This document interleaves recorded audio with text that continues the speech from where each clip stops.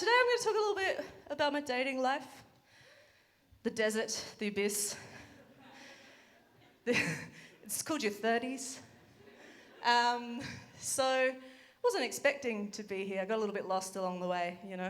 I thought I was travelling down one road and then I got distracted and then I ended up like single, living in Aldinga Beach, working in Elizabeth. Yeah, it sucks. It really sucks. It's not what I planned. So I thought I'd give some tips and tricks, not advice, because advice could have legal ramifications. And some of it's probably not relevant to you. Let's see. In the audience, who's in their 30s? It's a few of you. That's great. Keep your hand up if you're single. Yeah, it's significantly less, but more than the second night, which was no one. So, yeah. Yeah, I do know some of you. And, you know, Astrid, we could get married. Cool. All right, sick. It's pretty desperate. It's pretty desperate out there on Hinge. It's an app that feeds off your dopamine, right? So you'd think it'd be pretty addictive. But then when you put the parameters for what I'm looking for, there's no dopamine, you know? It's just, there's 3 people in Adelaide who are single in their 30s, so. Anyway, here's tip or trick number 1. Wear comfortable underwear when you go on a first date. Just do it. You know, like you don't want to set the expectations too high. And you also want to be able to listen to what the person's telling you.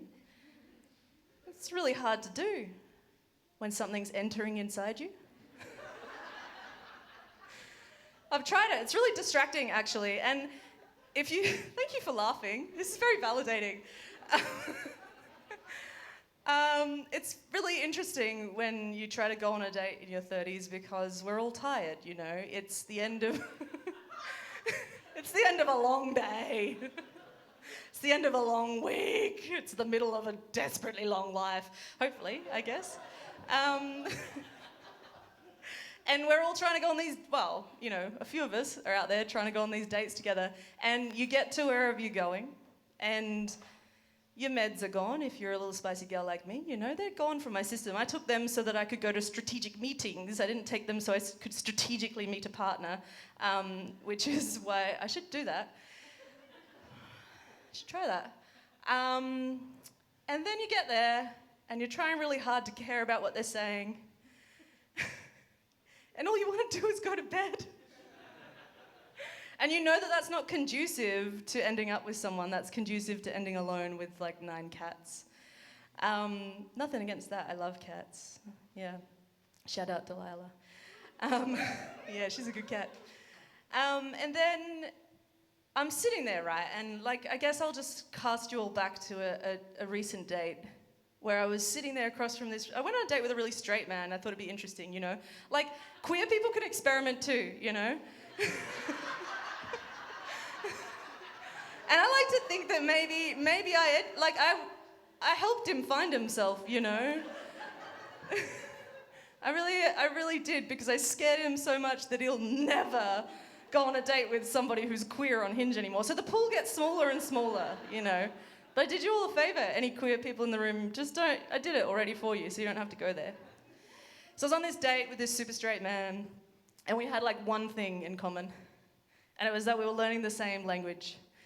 And there's only so long you can talk about the one thing you have in common if you don't both know the language well enough to talk in the language.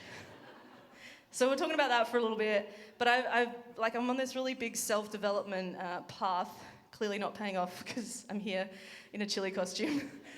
Can't afford therapy, but I can afford to listen to podcasts. So I've been listening to all these podcasts on how to be better at communicating because I'm like hella autistic. And I was like, maybe I should learn how to communicate with people I don't get along with, because that's like a large proportion of everyone I interact with every day. So I was learning whilst I was driving down South Road. We'll get back to that motif. I talk about it a lot. I fucking hate it.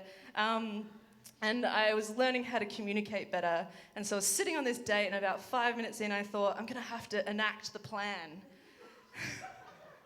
I don't have anything in common with this straight man. But I'm gonna test it out. And I will say, it was a very fun date.